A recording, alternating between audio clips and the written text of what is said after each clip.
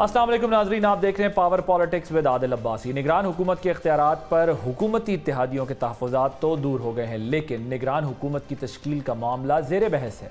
क्या election act में तरमीम की तरह ये मरहला भी बखूबी तय हो जाएगा?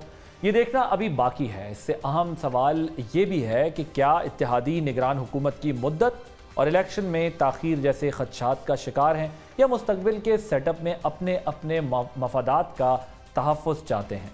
गुज़िश्ता रोज़ होने वाली कानून साजी से अगरचे निगरान हुकूमत को जारी मुआहदों में और प्रोग्राम्स की मद में इक़दाम उठाने के इख्तियारात दिए गए हैं, ताहम नून लीग के तजवीज़ करदा गैर मामूली इख्तियारात को बज़ाहिर काफ़ी हद तक डाइल्यूट किया गया है। देखना है कि पीपल्स पार्टी और JUI ने इसके बदले में क्या हासिल किया है, क्योंकि पीपल्स पार्टी को हालिया दिनों में बलोचिस्तान और साउथ पंजाब से अच्छी खबरें नहीं मिली। बलोचिस्तान अवामी पार्टी के वो रहनुमा जो पीपल्स पार्टी को यकीन दहानी करवा रहे थे, अब कह रहे हैं कि बाप पार्टी कायम रहेगी। पंजाब में भी इस्तेहकाम पाकिस्तान पार्टी के क़याम से भी जरदारी साहब नाला हैं। सिंध में JUI और GDA के राब्ते हुए हैं, जबकि खैबर पख्तूनख्वा में परवेज़ खटक की जमात के क़याम से PTI के मुकाबले में मौलाना फजलुर रहमान ज़्यादा परेशान दिखाई देते हैं। इसका इजहार उन्होंने वज़ीर आज़म के हालिया दौरा DI खान के दौरान भी किया। सर झुकाकर सियासत नहीं की, सर उठा के सियासत की है।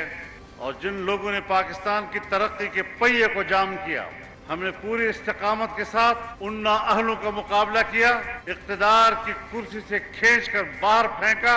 और अगर कल कोई ऐसे लोग मुसल्लत किए गए तो मैं वादा करता हूं आपसे कि इंशाअल्लाह उसको भी गिरेबान से पकड़ कर निकालेंगे। हमने दुनिया को बताया कि नाजायज हुकूमत को चैलेंज करने वाले इस तरह हुआ करते हैं और ऐसे लोगों को मुल्क पर हुकूमत नहीं करते।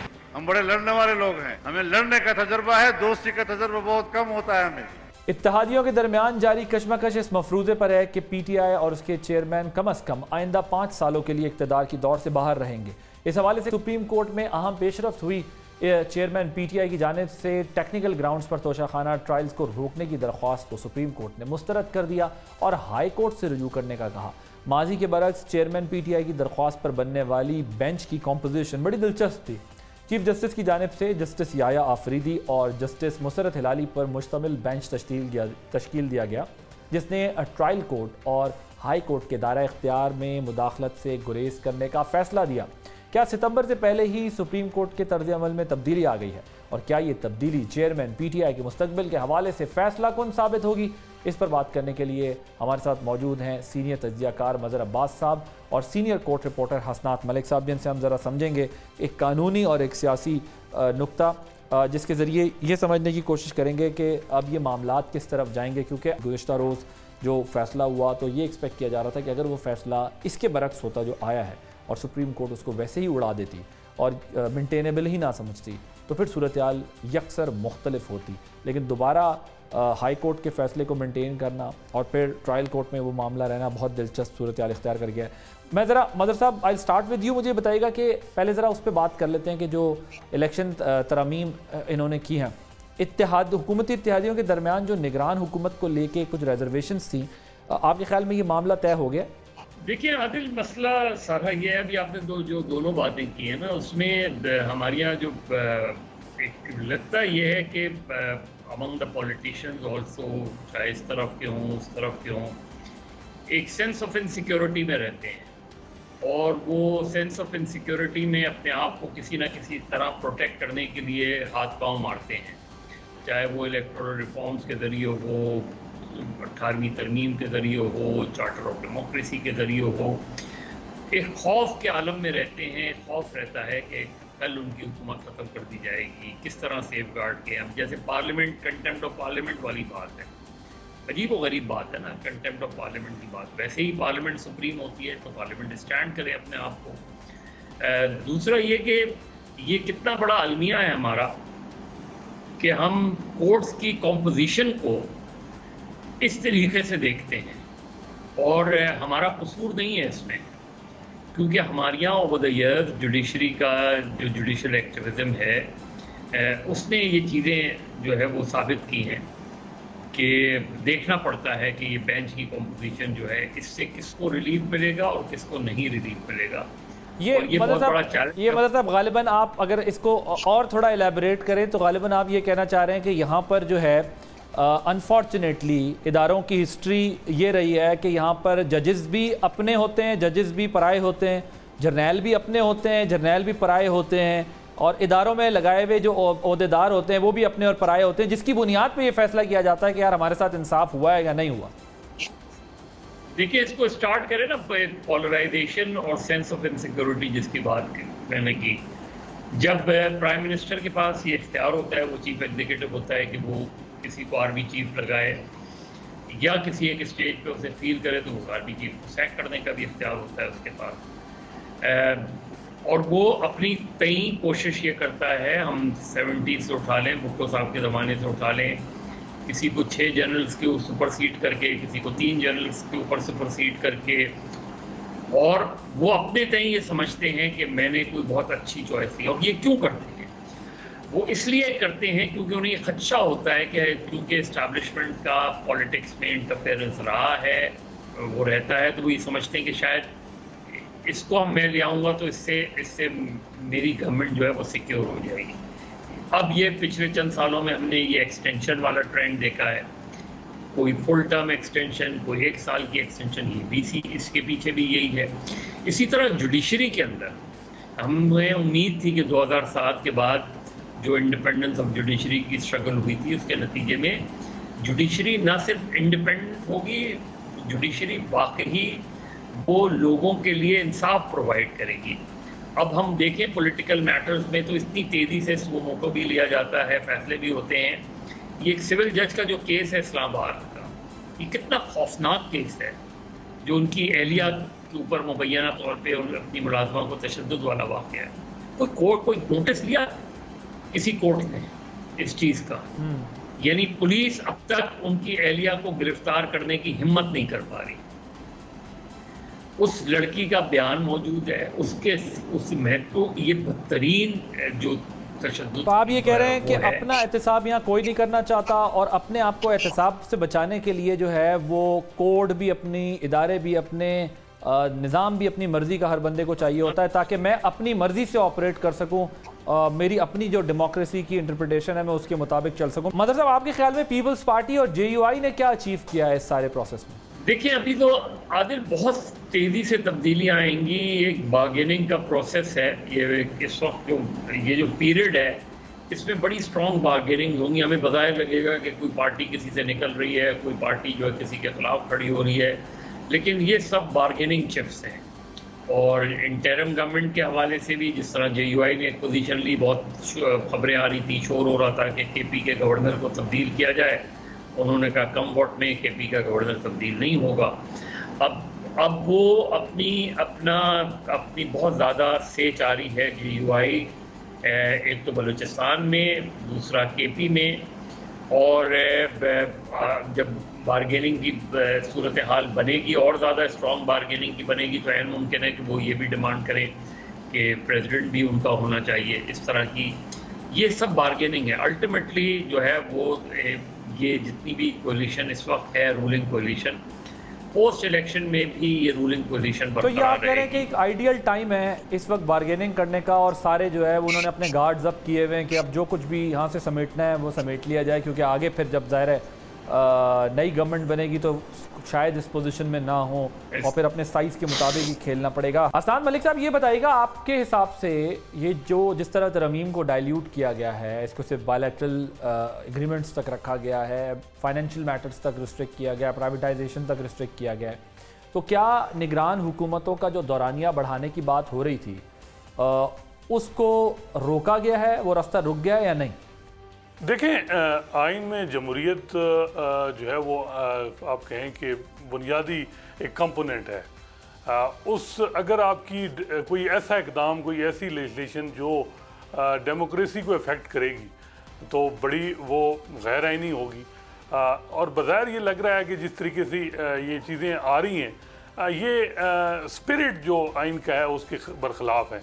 जिस तरीके से न्यूट्रल जो एक केयर टेकर गवर्नमेंट को इतना ज़्यादा एम्पावर किया जा रहा है, और माजी में भी जिस तरीके से पंजाब असम्बली और KP assembly care taker assembly dissolve हुई तो केयर टेकर को जिस तरीके से प्रोलॉन्ग किया गया, तो ये चीज़ें जो हैं ये बड़ा मुश्किल है। लेकिन एडवांटेज हासिल है जो है वो PDM गवर्नमेंट को, वो ये है कि सुप्रीम कोर्ट बड़ी तकसीम है, नज़रियाती डिवाइड है 2 हिस्सों में, और उसका जो ये हो रहा है कि जी वहाँ उस तरह जो है वो कोई कंसेंसस किसी चीज़ पे भी नहीं होता। अगर chief justice Umar Ata Bandial election का मामला उठाते हैं तो दूसरे जजेस समझते हैं कि वो कोई उस हवाले से कोई वो सेक्शन के कोई अपने इंटरेस्ट हैं, तो वो कहते हैं कि पहले हाई कोर्ट में मामला डिसाइड होने दें। इसी तरह मिलिट्री कोर्ट का मामला अगर आप देखें तो वहाँ जब आता है तो वहाँ जो सीनियर जजेस हैं वो कहते हैं हमसे मुशावरत नहीं की गई, supreme court practice and procedure act पे स्टे दिया गया है, वो गैर आईनी है। आजकल के इवन जस्टिस काजी फैसल जो फ्यूचर के चीफ जस्टिस हैं वो तो ये तक कहते हैं कि जो इस वक्त जितने बेंच मार रहे हैं वो गैर आईनी हैं, और वो उनका जो सवाल है ये बड़ा एक सीरियस मैटर है, लेकिन इस पर कोई जो है वो तवज्जो नहीं दी जा रही। और जुडिशल पॉलिटिक्स ने जो है वो सुप्रीम कोर्ट को कमज़ोर किया है और मजीद कमज़ोर जो है हसनात साहब जरा ये बताइएगा, ये जो तोशाखाना ट्रायल को रोकने के लिए चेयरमैन PTI की दरख्वास्त पर बनने वाले बेंच की कंपोजिशन, क्या ये सुप्रीम कोर्ट के तर्ज अमल में तब्दीली का इशारा है? इस जुडिशल पॉलिटिक्स की आप बात करते हैं, क्या अब उसमें कोई चेंजेस आ रहे हैं? और ये जो माजी में मखसूस बेंच की सूरत में मिलने वाली सहूलत होती थी, आपके ख्याल में अब वो दस्तयाब नहीं होगी? देखें, वो टाइम गुजर चुका है। अब चीफ जस्टिस उमर अता बंदयाल के पास 50 दिन से कम टाइम है। 9 केसेस बड़े हाई प्रोफाइल उनके टेनोर में आए। अगर वो इसी किस्म के बेंच बनाते या वो जो है वो फुल कोर्ट बना देते, बेहतर तो होता कि हर मामले में जो भी कोई पॉलिटिकल नेचर का था तो उसमें सारे जजेस को बिठा देना था। 2 बजे के बाद जो है हेयरिंग होती था, आम रूटीन के केसेस सुन लिए जाते, किसी को कोई ऑब्जेक्शन नहीं आता। तो वो अब जो अगर ये जैसे याहिया अफरीदी को 2 दफ़ा उनके बेंच में इमरान खान का केस दिया गया है, उसकी बज़ाहिर वजह ये है कि अब चीफ जस्टिस साहब के जो अपने सेक्शन के जजेस हैं वो भी अब जो है वो इस हवाले से वो भी इम्प्रेशन या वो भी नहीं चाहते कि उनका मुख्तदार हलकों के साथ ज्यादा रीअलाइनमेंट हो रही है आपके ख्याल में सुप्रीम कोर्ट के अंदर? जजेस हैं जिन्होंने फ्यूचर का चीफ जस्टिस बन। देखिए, अब सारा कुछ अगर आप सितंबर के बाद ही चीज़ें क्लियर होंगी, जब जस्टिस काजी फैसल चीफ जस्टिस बनेंगे, और ये 2017 से लेके 2023 तक सुप्रीम कोर्ट में एक ही माइंड सेट ने जो है वो आप कहें ड्राइविंग सीट पे रहा, रूल किया, क्योंकि सुप्रीम कोर्ट के रूल्स इस तरह हैं कि चीफ जस्टिस के पास बड़े लामुतनाई इख्तियारात हैं, और जो भी चीफ जस्टिस आया उसने 2-3 हमख्याल जज बिठा के और दूसरे जजेस को इग्नोर करके जो है वो फैसले किए हैं। चाहे वो जस्टिस साकिब निसार हैं, चाहे जस्टिस गुलजार अहमद थे, उन्होंने उनके जो नस्ला टावर उन्होंने गिराया, या और जो कराची में उन्होंने इंक्रोचमेंट ड्राइव उनकी थी, उसमें वो पंजाब से जजेस को लेके जाते थे यहाँ से, क्योंकि कराची के जजेस उनके साथ नहीं बेंच में बैठते थे। तो वो जो हमख्याल जजेस के साथ हर चीफ जस्टिस जो है वो अपना एक एजेंडा चलाता है, वो बड़ा नुकसानदेह है। हम तो इस पे बार बार कह रहे हैं कि जी सुप्रीम कोर्ट में चीफ जस्टिस का इख्तियार रेगुलेट होना चाहिए। आपको ऐसा लग रहा है आने वाले दिनों में कि जो ब्रदर जजेस सुप्रीम कोर्ट में एक जो इम्प्रेशन था इन चीफ जस्टिस के बनाए हुए बेंचेस का, या फिर जो उनके साथ होने का, तो वो लोग भी अब आहिस्ता आहिस्ता अपने आप को रियलाइन कर रहे हैं, कीपिंग इन द माइंड कि अब सिचुएशन कुछ दिनों बाद मुख्तलिफ होगी, और साथ ही वो जिस तरह आपने कहा कि वो अपने लिए कोई नया फ्रंट नहीं खोलना चाहते, सुप्रीम कोर्ट केसेस की हद तक ही खुद को महदूद रखना चाहते हैं। अगर ब्रीफ कमेंट इस पर कीजिएगा, फिर मैंने मदर साहब के पास जा रहा है। देखें, अभी तो हम कुछ नहीं कह सकते। ये है कि वो मोहतात हैं, चीफ जस्टिस उमर अता बंदयाल भी मोहतात हैं, वो जो फैसले पेंडिंग हैं वो लिख रहे हैं, उनके पास उनकी टेबल भरी पड़ी है, फाइल बड़े बड़े केसेस पेंडिंग हैं, मे बी अब अशूरा के बाद वो फैसले देंगे। मेरा ख्याल है कि जस्टिस काजी फैसल खुद विक्टिम रहे हैं चीफ जस्टिस के इख्तियारात के हवाले से, तो उम्मीद यही की जाती है कि वो जो है वो कोई रूल्स रेगुलेशन बनाएंगे और ट्रांसपेरेंसी लाएंगे। जब ट्रांसपेरेंसी होगी तो फिर कोई ऐसा मसला नहीं होगा, फिर ऑब्जेक्शन नहीं आएगा। ताम ये है कि 6 साल से ट्रांसपेरेंसी का बहुत फुकदान, बल्कि लायर्स मूवमेंट के बाद इफ्तिखार मोहम्मद चौधरी से लेके अब तक जिस तरह सुप्रीम कोर्ट चली है उसमें कोई ट्रांसपेरेंसी नहीं नजर आई।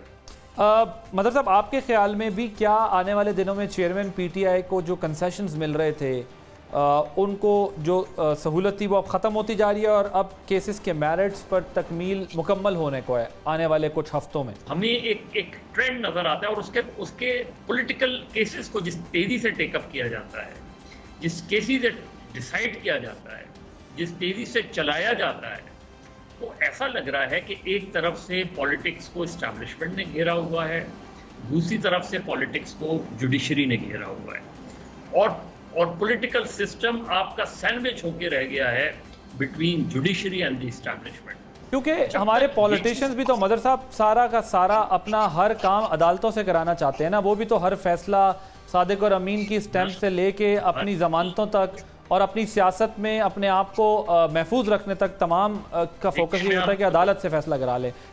अदिल, ऐसा नहीं है। प्रॉब्लम कहाँ है? प्रॉब्लम ये है कि जब कॉन्स्टिट्यूशनल कोड बनाने की बात आई तो उसकी मुखालफत जुडिशरी के अंदर से ही आई। जब एंटी टेररिज्म एक्ट बनाने की बात आई और एंटी टेररिज्म एक्ट लाया गया, उसकी मुखालफत जो है वो हायर कोर्ट से आई। ये सारी चीज़ें जो है वो एक और आप सुप्रीम जुडिशल काउंसिल का रिकॉर्ड उठा के देख लें। क्या थी सुप्रीम जुडिशल काउंसिल? किस लिए बनाई गई थी? कि ओके, अगर जजेस के खिलाफ कंप्लेंट हो तो उसका फौरन फैसला किया जाए, उठा के उनको एक तरफ रख दिया जाता है, और वो जो जजेस पर ऑब्जेक्शन होते हैं या कंप्लेंट्स आती हैं वो हियरिंग करते रहते हैं। तो कॉन्स्टिट्यूशनल कोड आप बना दें, एक अच्छी कॉन्स्टिट्यूशनल कोड बनाएं, सारे पॉलिटिकल केसेस, कॉन्स्टिट्यूशनल जो क्वेश्चंस हैं वो कोर्ट एड्रेस करे। क्यों नहीं बनाते? क्यों जो है ये चीजें लेकिन देखिए ना जी मदर साहब, लेकिन देखें यही भी तो हमारी हिस्ट्री है ना कि कभी मेमो के मामले पे काला कोट पहनकर मियाँ साहब चले जाते हैं, कभी पनामा के नाम पे खान साहब अदालत चले जाते हैं, कभी एक दूसरे को नॉकआउट कराना चाहते हैं थ्रू जुडिशरी, अदालत के ज़रिए ये सब कुछ करना चाहते हैं, और जुडिशल एक्टिविज्म की वजह से ये सब कुछ हम देखते भी रहे हैं। तो अदालतों की तरफ एक छोटे छोटे मैटर्स को ले जाने के बजाय ये पॉलिटिशियंस इतने अरसे में ये फैसला नहीं कर सके ना कि इनको भी तो बैठ के कोई डायलॉग करना या कोई एक दूसरे को सियासी शिकस्त देनी है। देखिए ये एक कनाइवेंस रही है, और ये कनाइवेंस कब से हुई है? ये जब जस्टिस मुनीर वाला केस था, उसको जब उस वक्त तो फेडरल कोर्ट कहलाती थी, जब सिंध की फेडरल कोर्ट ने जो मौलवी तमीजुद्दीन थे उनकी गवर्नमेंट को बहाल कर दिया था, तो एक बाकायदा एक साजिश के तहत इस चीज़ को टेकअप करवाया गया जस्टिस मुनीर से, और फिर उन्होंने नज़रिया ज़रूरत नाफिज किया। वो नज़रिया ज़रूरत आज तक चल रहा है किसी न किसी फॉर्म में। सियासतदानों की बेशुमार गलतियाँ हैं, सियासतदानों पे बेशुमार इल्ज़ाम हैं, लेकिन ये प्रोडक्ट्स क्या हैं? कभी आप बेसिक डेमोक्रेसी के नाम पे एक पॉलिटिशियन की एक खेप खड़ी कर देते हैं, कभी आप मजलिस शुरा के नाम पे एक खेप खड़ी कर देते हैं, कभी आप जो है वो नॉन पार्टी सिस्टम ला के एक खेप खड़ी कर देते हैं, तो कभी आप पार्टियां बनाते हैं, कभी आप पार्टियां तोड़ते हैं, कभी ग्रुप्स बनाते हैं। ऐसे सिस्टम कैसे चलेगा? पॉलिटिशियंस को, यानी पाकिस्तान में जब से टेलीविजन चैनल्स आए हैं 7 से 11, हम सबसे ज्यादा तनकीद किस पर हुई है? पॉलिटिशियंस पे हुई है, पॉलिटिकल सिस्टम पे हुई है, उनकी बैड गवर्नेंस के ऊपर हुई है, उनका रोल अकाउंटेबिलिटी उनकी होती है उनके बारे में। लेकिन दूसरी जगह अगर किया जाता है तो कहीं लगता है कि आर्टिकल 19 फौरी तौर पे आ जाता है कि जी आर्टिकल 19 के तहत आप इन पर तनकीद नहीं कर सकते।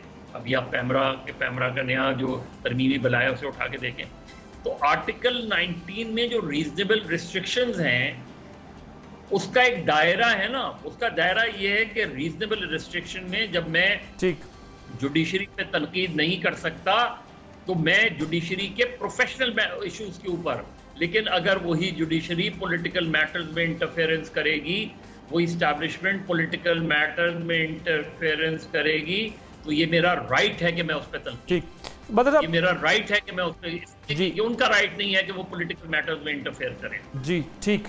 हसनान साहब ज़रा ये बताइएगा कि सुप्रीम कोर्ट पेशी के मौके पर जब चेयरमैन पीटीआई से ये सवाल हुआ नामजद चीफ जस्टिस के हवाले से कि आपकी क्या तवक्कुआत हैं, तो उन्होंने खामोशी इख्तियार की। इसके बरक्स नून लीग खासी तवक्कुआत रख के बैठी हुई है नामजद चीफ जस्टिस से, उन्हें खासी उम्मीदें हैं नवाज शरीफ साहब की वापसी के हवाले से। मुझे ये बताइएगा कि क्या जो काजी फाइज ईसा साहब की जूरिस्प्रूडेंस को सामने रखते हुए ये हकीकी लगती है आपको, इनकी एक्सपेक्टेशंस टू मच? देखें, जस्टिस काजी फाइसा के हवाले से जो है वो अभी आप प्रेडिक्ट इस वजह से नहीं कर सकते कि 2019 के बाद वो किसी केस का, पॉलिटिकल केस का हिस्सा ही नहीं रहे। एक चीज़ है कि इस केस ने उनको बड़ा, उनके ज़हनी तौर पे भी उनको बड़ा इफ़ेक्ट किया है। मेरा ख्याल है बड़ी तब्दीली आई है उनमें भी, और जो पार्लियामेंट में वो गए और जो उनको दावत दी गई और कोई जज नहीं गए, गो के चीफ जस्टिस अमृता बंदयाल ने एक ख़त लिखा पार्लियामेंट को, तो ये एक इस चीज़ का एक सिग्नल मिल रहा है कि वो पार्लियामेंट की सुप्रीमेसी के साथ खड़े होंगे।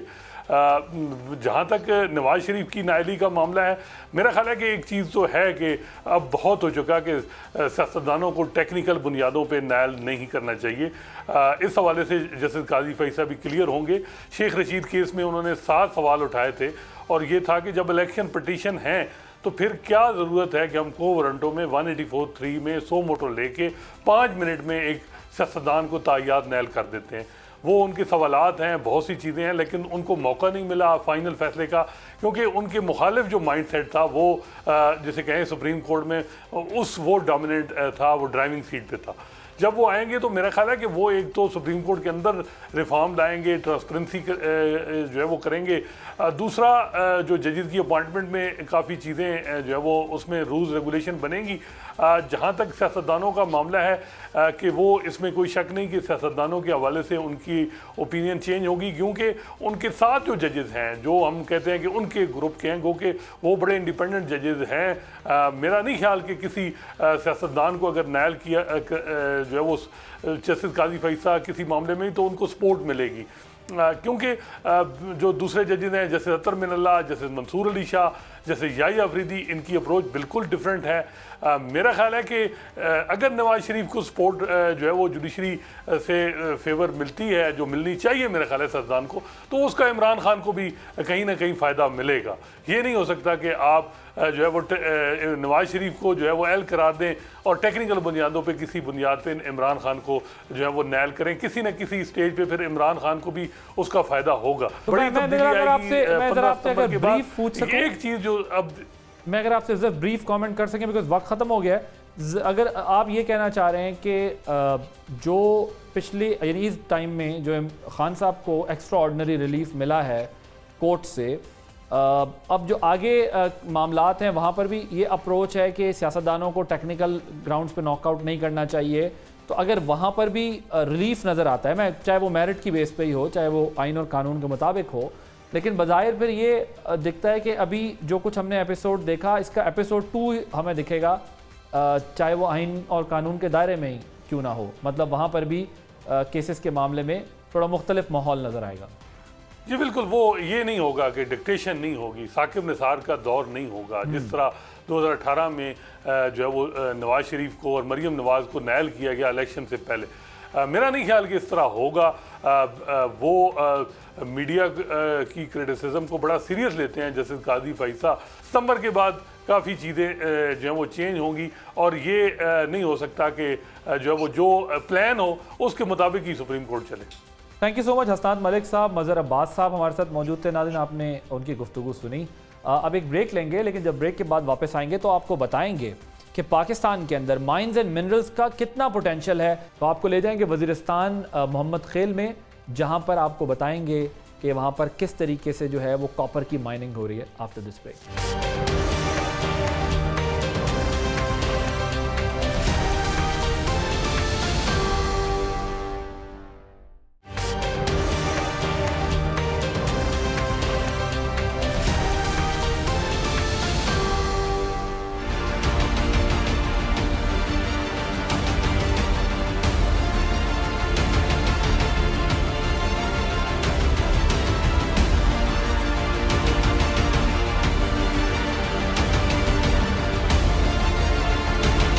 मैं इस वक्त मौजूद हूँ बोया के इलाके मोहम्मद खेल में। यहाँ पर कॉपर माइनिंग साइट है जहाँ पर इस वक्त मैं मौजूद हूँ। पाकिस्तान के अंदर आप जानते हैं कि पाकिस्तान बड़ा रिच है माइंस और मिनरल्स के हवाले से। पाकिस्तान के मुख्तलिफ इलाकों में, पाकिस्तान के मुख्तलिफ शहरों में, देहातों में कई ऐसे इलाके हैं जहाँ पर वाफिर मिकदार में जो है वो माइंस और मिनरल्स जो हैं वो अवेलेबल हैं।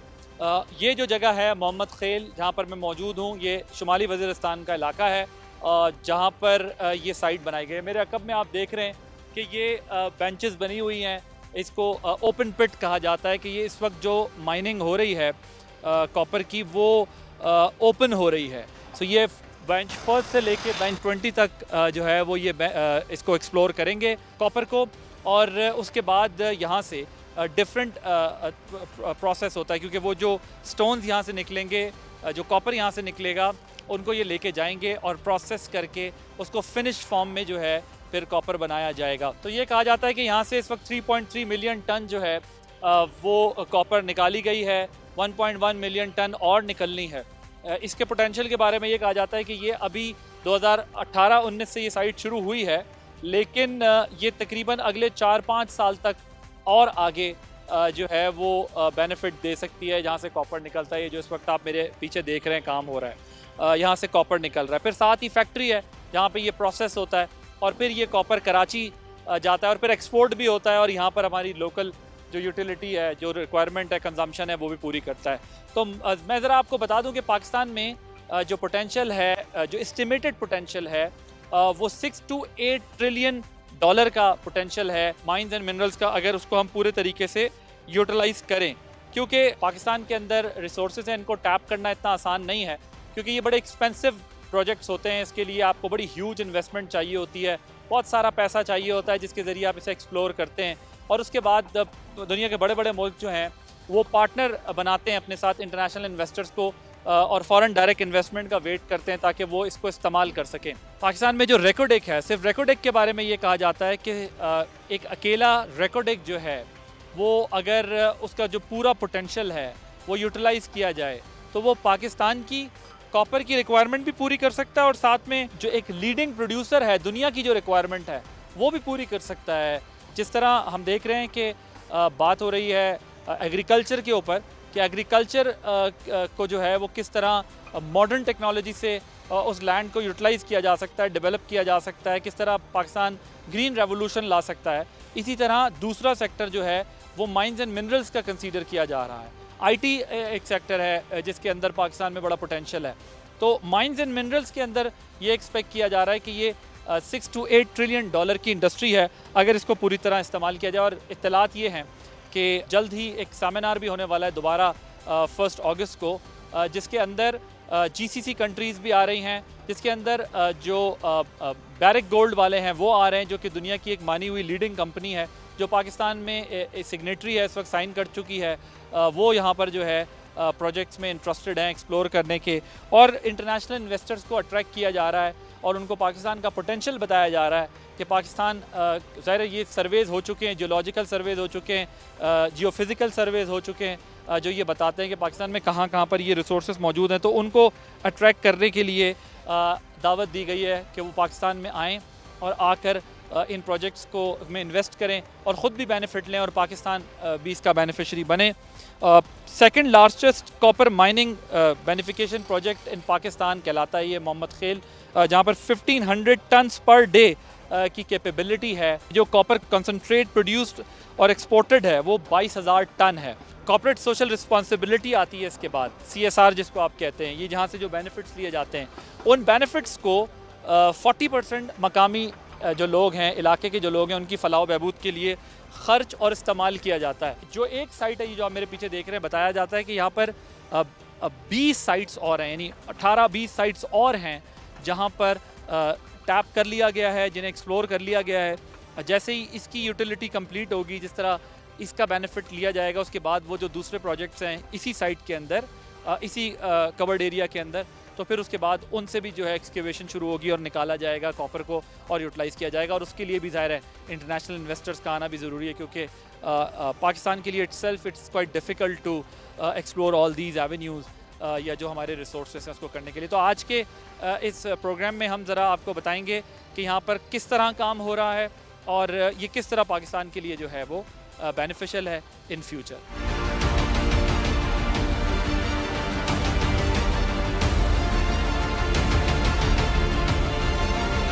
जी, मेरे साथ इस वक्त प्रोजेक्ट डायरेक्टर ज़ीशान अकबर साहब मौजूद हैं, जो कि इस सारे प्रोजेक्ट को लुक आफ्टर कर रहे हैं। Thank you very much for joining us. ज़रा थैंक यू वेरी मच। मुझे समझाइएगा कि इस प्रोजेक्ट के का पोटेंशियल क्या है और कब तक ये अपना बेनिफिट जो है वो दे सकते। इस प्रोस्पेक्ट का जो पोटेंशियल है वो तकरीबन 5 मिलियन टन्स है। अब 5 million tons of the copper ore है, total 5 million ton. Total 5 million ton इस सिर्फ इस प्रॉस्पेक्ट का, इस साइट का। और there are lot of sites, there are lot of site, there are more than 30 square kilometre का ये एरिया है, जिसके अंदर we have identified more than 10 sites in the area. तो इसमें से अभी फिलहाल हम एक साइट के ऊपर काम कर रहे हैं। इस 5 मिलियन टन में से अभी तक तकरीबन कोई 1.1 मिलियन टन और जो है वो हम एक्सट्रैक्ट कर चुके हैं। I will explain what the ore is. एक आसान अल्फाज में अगर देखा जाए कि कोई भी अगर आप एक्सकवेटर की बकेट लगाएंगे, जो मक निकलेगा, मक में 3 हिस्से जो होंगे, यहाँ का जो स्ट्रिपिंग रेशो है वो 1:3 का है, तो 3 हिस्से जो होंगे वो मिट्टी के होंगे या वेस्ट का होगा, एक हिस्सा कॉपर का होगा, ओर का होगा। वो कॉपर ओर का जो यहाँ का जो परसेंटेज है वो 0.5 है। इसको हम फिर बेनिफिशिएट करते हैं। इसके जो हमारा वैल्यू एडिशन प्लांट है उसके अंदर मुख्तलिफ प्रोसेस हैं, फ्लोटेशन है, स्किमिंग है। उसके बाद it is converted into 25% enriched concentrate. वो तो 25% इनरिच कॉन्सनट्रेट है, देन वी एक्सपोर्टेड, और फिर बाद में मुख्तलिफ प्रोसेस में जाके ये 99.9% कॉपर में कन्वर्ट हो जाता है। एक्सप्लोरेशन का प्रोसेस, इसकी एक्सकेवेशन का प्रोसेस, डेवलपमेंट, ये तो महंगा काम है ना, कि खर्चे वाला काम है, इतना आसान तो नहीं है। किसी भी कंट्री के लिए इतना पैसा प्रोड्यूस करना भी बड़ा मुश्किल काम है।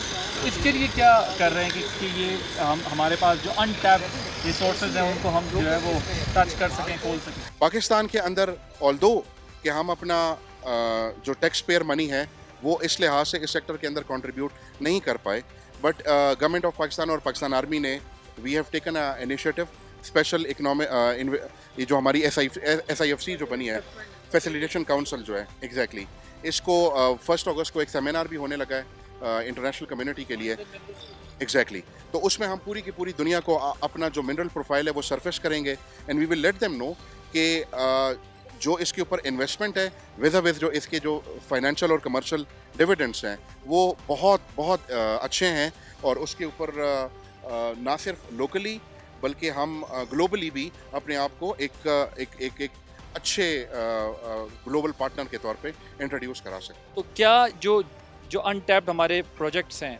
उसके लिए इंटरनेशनल कम्युनिटी अपना इंटरेस्ट शो कर रही है अभी तक इसके अंदर? जी बिल्कुल। जिस तरीके से इंडस्ट्रियलाइजेशन हो रही है, जैसे जैसे दुनिया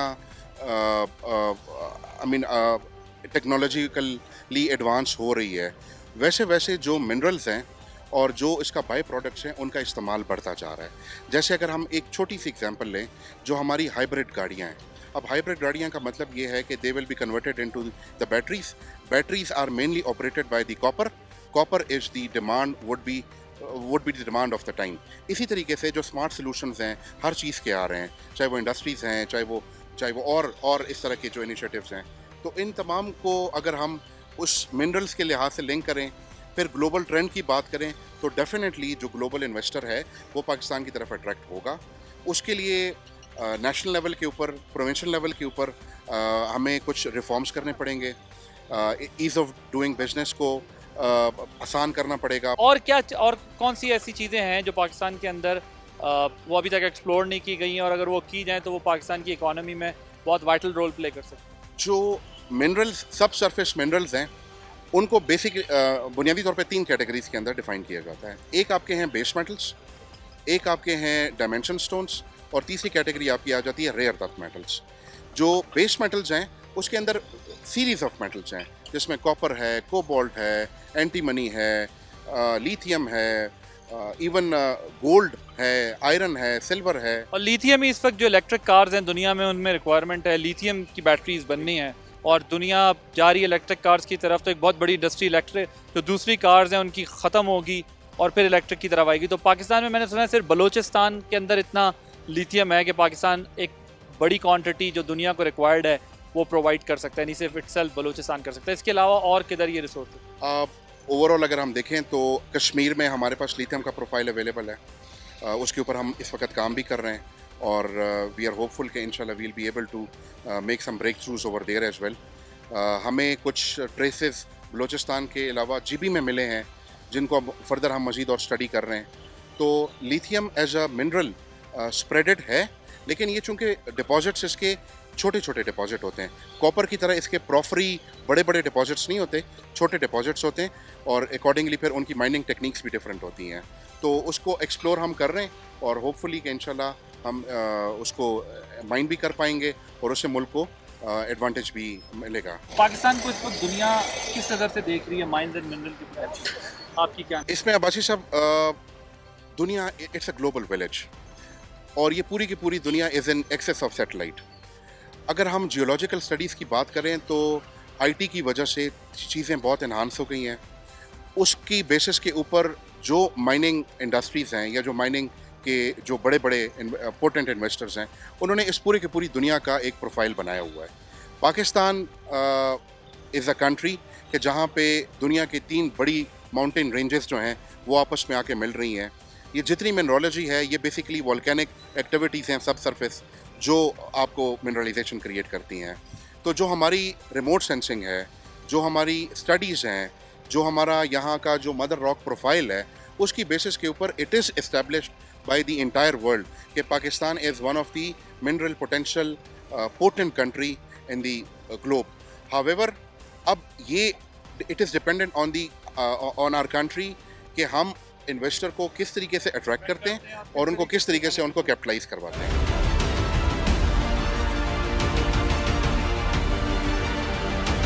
ज़ाहिर है जहाँ पर ये कंट्री के लिए बहुत बेनिफिशियल है एक रेवेन्यू जनरेशन में, वहाँ पर ये लोकल्स के लिए भी ऑब्वियसली एक बहुत बड़ी ब्लेसिंग के तौर पर प्रोजेक्ट सामने आया है। इस प्रोजेक्ट के ज़रिए जो है वो जो मकामी लोग हैं, ज़ाहिर है जिनके लिए एक रोज़गार के मौके भी पैदा हुए हैं, काम के मौके, और फिर जो डेवलपमेंट्स हुई हैं और फिर यहाँ जो एम्प्लॉयमेंट है वो कितनी लोकल डोमेस्टिक है, वो कितनी क्रिएट हो चुकी है, उनको क्या इस इलाके में बेनिफिट मिल रहा है और सारा यहाँ पर जो निज़ाम है वो किस तरीके से चल रहा है, इनसे ज़रा पूछते हैं। जी अस्सलाम वालेकुम, क्या नाम है आपका? वालेकुम अस्सलाम, अमजद अली मेरा नाम है। अमजद साहब ज़रा ये बताइएगा कि इस प्रोजेक्ट से के जो बेनिफिशरी हैं वो इस इलाके के लोग किस तरह हो रहे हैं, फिर यहाँ जो लोग जो काम कर रहे हैं वो लोग कितने % लोग जो है वो यहाँ के मकामी हैं, कितने % बाहर के? ये प्रोजेक्ट जो है ना यहाँ पे ये लोगों की भलाई के लिए, यहाँ की जो दावड़ कौम है, मोहम्मद खेल कौम है, सब ट्राइब, उनकी भलाई के लिए ये बनाया गया है। और इसकी स्पेशलिटी ये है कि यहाँ पे लोकल मैक्सिमम जो आबादी है लोकल की यहाँ पे एम्प्लॉयड है। हमारी टोटल 350 यहाँ की एम्प्लॉयज़ हैं और उसमें 250 पर्सनल जो है ना हमारे लोकल है, लोकल यहाँ पे एम्प्लॉयज़ है, कहीं बाहर के नहीं है। और जो बाहर वाले हैं वो सिर्फ 100 जो है ना 100। और यहाँ की जितनी भी माइन पे हमारी मशीनरी इस्तेमाल हो रही है 100% ये लोकल्स की है। यहाँ पे डोजर्स हैं, डंपर्स हैं, एक्सकेवेटर्स हैं, लोडर्स हैं, जितनी भी सारी माइन के लिए और फैक्ट्री के लिए मशीनरी इस्तेमाल होती है लोकल के लिए। इसके अलावा CSR प्रोजेक्ट के ज़िम्मन में इनके लिए जो है ना इनकी कम्युनिटी ऑफ लिफ्टिंग के लिए हम काफ़ी काम कर रहे हैं। यहाँ पे उसकी जो है ना सीरीज़ ऑफ स्कूल हमने जो है ना स्टार्ट किया है बोया में, जिसमें 4 से 5 स्कूल बनने हैं। उसकी पहली कड़ी ये है कि एक जो है ना आर्मी पब्लिक स्कूल है, हमने एक बनाया 4.6 मिलियन का, वो हमने बनाया। उसके अलावा एक कम्युनिटी हॉल बनेगा। और फ़िलहाल जो जिस चीज़ पे काम हो रहा है वाटर सप्लाई स्कीम है, वो टोची पार, इसके ऊपर जो है ना हम काम कर रहे हैं। एक ट्यूबवेल जो हमने पहले से इस्टेब्लिश किया था उसकी सोलराइजेशन पे काम हो रहा है। तो उसके अलावा जितनी भी हमारी यहाँ पे 18 मेंबर्स कमेटी है, हमारी वीकली और फोर्टनाइटली हमारी मीटिंग होती है, मेरे साथ उनकी मीटिंग होती है। उनकी जितनी भी सजेशंस होती हैं कम्युनिटी के बारे में, अपने लोकल के बारे में, या फैक्ट्री की जो है ना कोई डेवलपमेंट, कोई उनकी वेलफेयर के लिए, तो हमारी मीटिंग होती रहती है और वो स्कीम्स जो है ना हमें बताते हैं और हम आगे उनसे जो है ना अपने हेडक्वार्टर। सिक्योरिटी की यहाँ क्या सूरत हाल रहती है ओवरऑल, क्योंकि सिक्योरिटी के हवाले से भी ये इलाके थोड़े से माजी में जो है वो डिस्टर्ब रहे हैं, अब यहाँ पर क्या सूरत हाल रहती है? और ये जो प्रोजेक्ट है ज़ाहिर है बड़ा प्रेशियस है, बड़ा इंपॉर्टेंट प्रोजेक्ट है। मोहम्मद खेल लोग इस प्लांट को ओन करते हैं, ये उनका यहाँ पे शेयर्स है और 24% तकरीबन शेयर्स हैं उनके। तो ये फैक्ट्री जब लगी है और यहाँ के लोकल जो है ना इसमें इन्वॉल्व हुए हैं, वो इतने खुश हैं कि वो तैयार रहते हैं कि हम हमारा सारा पूरा कौम, पूरा गांव आपके लिए तैयार है सिक्योरिटी देने के लिए। लेकिन पाक फ़ौज की अनथक कोशिशों ने इस जो है ना पूरी रीजन को साफ़ कर दिया है दहशतगर्दी से, और इधर बेहतरीन सिक्योरिटी जो है ना हालात है, बेहतरीन। यहाँ पे आप बड़े आसानी से मूवमेंट कर सकते हैं। अच्छा, ये बताएं कि ये जो जिस तरह आपने बताया कि ये यहाँ के लोग मकामी लोगों के लिए बेनिफिशियल है, मुझे ज़रा ये बताइएगा कि यहाँ पर जो लोग हैं, ये जो काम है ये तो कुछ प्रैक्टिकल काम है, सारा काम तो ऐसा नहीं होगा कि जो नॉर्मल कोई भी बंदा कर सके, तो क्या उनको कोई ट्रेनिंग दे के ये प्रोग्राम करवाते हैं? किस तरीके से मकामी लोगों को इस्तेमाल किया गया? मकामी लोगों का पहले जो है ना, यहाँ पे जो काम शुरू हुआ था 2016 में, माइनिंग का काम शुरू हुआ था। फिर जो है ना इस्टेब्लिशमेंट ऑफ जो है ना फैक्ट्री जो हमारी इस्टेब्लिश होना शुरू हो गई थी, उस दौरान में हमने जो है ना वहाँ पे कुछ आतार में इनको थोड़ी ट्रेनिंग दी थी। वहाँ पे चाइनीज़ फैक्ट्री थी, वहाँ पे इनको जो है ना उनको थोड़ा हमने ट्रेनिंग दी थी। तो उसके साथ साथ थोड़ा थोड़ा करके आहिस्ता आहिस्ता करके हमने खुद ही जो यहाँ पे प्लांट की मैनेजमेंट है, उन्होंने खुद ही इन लोकल्स को ट्रेन किया है। और माशाल्लाह 3-4 साल में यही जो हमारे लोग हैं, लोकल लोग हैं, वो स्किल्ड लेबर बन गए, स्किल्ड जो है ना सुपरवाइजर्स बन गए, स्किल्ड जो है ना मशीनिस्ट बन गए।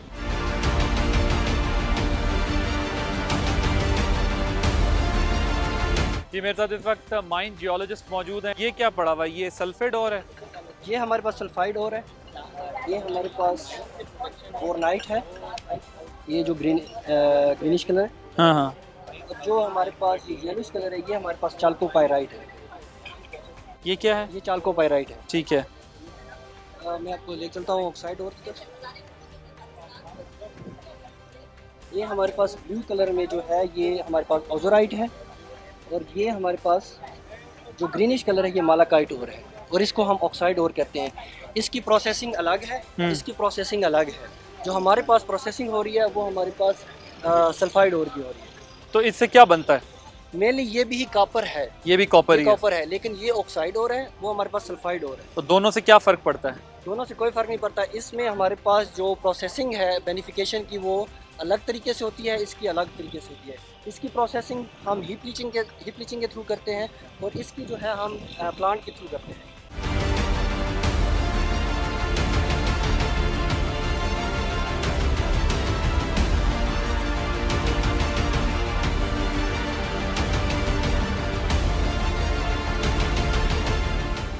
मेरे साथ इस वक्त मौजूद हैं डिप्टी प्लांट मैनेजर। तो ज़रा हमें आप फैक्ट्री का विजिट कराएंगे अंदर।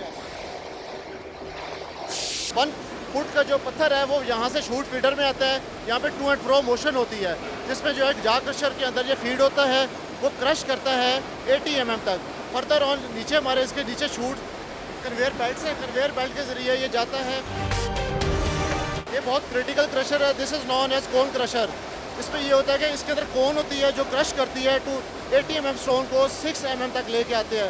आफ्टर डैट ये स्पाइन और बिन में चला जाता है, और फर्दर ऑन ये जो मेन प्लांट है हमारा, वहाँ पे ये प्रोसेस होता है। ये फाइनल प्रोडक्ट हमारा ये है।